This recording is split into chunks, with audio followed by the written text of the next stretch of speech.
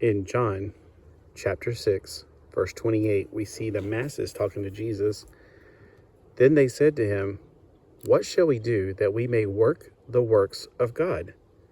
A lot of people think that religion, and it's true, religion is about works and about reaching God, but Christianity is not a religion.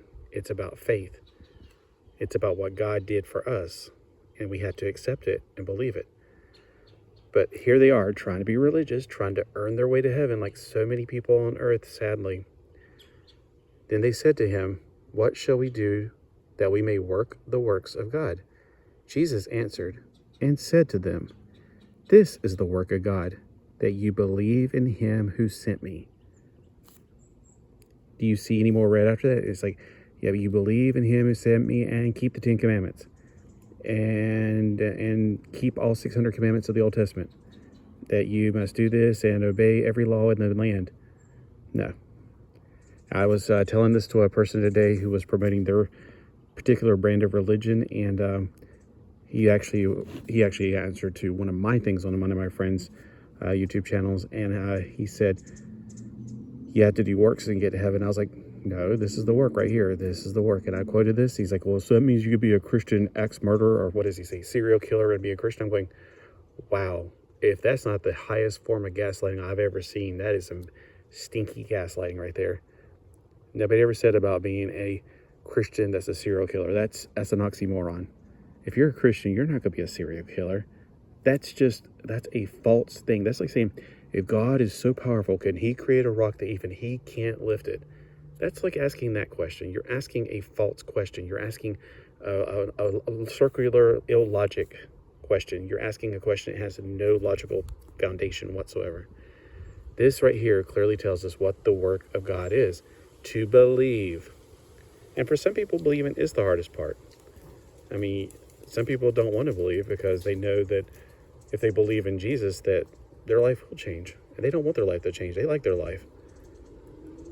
Let's be honest, deep down inside, we all need something more than ourselves. That's why people get these certain surgeries to change their genders, because they're not happy with who they are. If you don't like the way you were born, get born again. And how do you get born again? It's called being saved. And in Romans 10, verse 9, it says, "If you confess with your mouth the Lord Jesus and believe in your heart that God raised him from the dead, you will be saved." Being saved is how you get to heaven. It's how you are born again. All right. I hope this quick little Bible part helped you, because there's a lot of ignorance out there, and I'm just going to keep on doing more and more Bible, because there's so much anti-Bible. There's so much religion based on something. I don't know where they're getting this from, probably from their catechisms or their extra doctrines or whatever that has nothing to do with the Bible. I was listening to Erwin Lutzer today talking about how there's the Gospel of Judas or something, and how he was reading how it was, parts of it that were faulty. I'm like going, what freaks could believe this? It's like finding a Superman comic book 2,000 years later and going, well, this has something to do with God. No, it doesn't. But of course, that's what they wanted you to believe. That it was about the Gnostics. So there's a lot of ignorance out there, and it's been around for a long time. Satan is doing everything he can to distract people from the truth.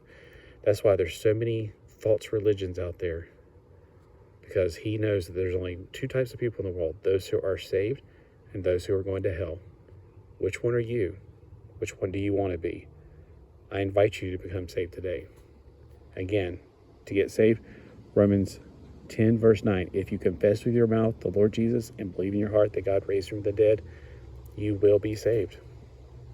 Thank you.